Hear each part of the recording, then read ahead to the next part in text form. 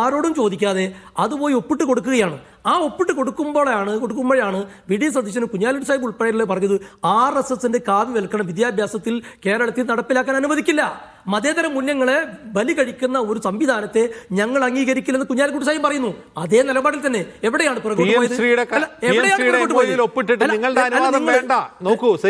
നിങ്ങളുടെ അനുവാദം വേണ്ട അമിത്ഷായ്ക്കും മോദിക്കും NEP നടപ്പാക്കാൻ അതിൽ ഒപ്പിട്ട് കഴിഞ്ഞാൽ അല്ല നിങ്ങൾ നിങ്ങളോടും പറയണത് അത് തന്നെയാണ്.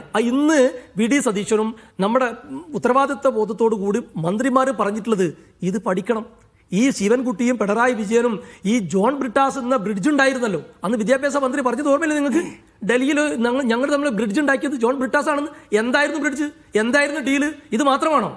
RSSന്റെ പല കാര്യങ്ങൾക്കും കേരളത്തിൽ നടപ്പിലാക്കാൻ, അതുപോലെ തന്നെ ഇവരുടെ പ്രധാനപ്പെട്ട പല കേസുകളും ഇന്ന് ED ചോദ്യം ചെയ്ത ആളില്ലേ, അത് എന്ന് ചോദ്യം ചെയ്യാൻ നോട്ടീസ് കൊടുത്തു, ആദ്യത്തെ നോട്ടീസ്. അതൊക്കെ അങ്ങനെ ഒരുപാട് കാര്യങ്ങൾ കൂട്ടി വായിക്കുമ്പോൾ നമുക്ക് മനസ്സിലാവുക ഇതിന്റെ പിന്നിലെ കഥകൾ എന്താണെന്ന്. അപ്പം അതുകൊണ്ടാണ് ഇവർ 10 വർഷം ഭരിച്ചപ്പോൾ ഇപ്പം ഇവർ ഓരോ ദിവസം മാധ്യമപ്രവർത്തകർ കാണുന്നു, ശ്രീ MP ഗോവിന്ദൻ കാണുന്നു, പിന്നെ അതുപോലെ തന്നെ ഈ രാജീവ് കാണുന്നു. ഇവരെന്താ ചെയ്യുന്നത്? ബ്രാഞ്ച് തലം മുതൽ പോളിറ്റ് ബ്യൂറോ വരെ കഴിഞ്ഞ 10 വർഷം എടുത്ത തീരുമാനങ്ങൾ എല്ലാം തെറ്റായിരുന്നു പറഞ്ഞുകൊണ്ടേയിരിക്കുകയാണ്.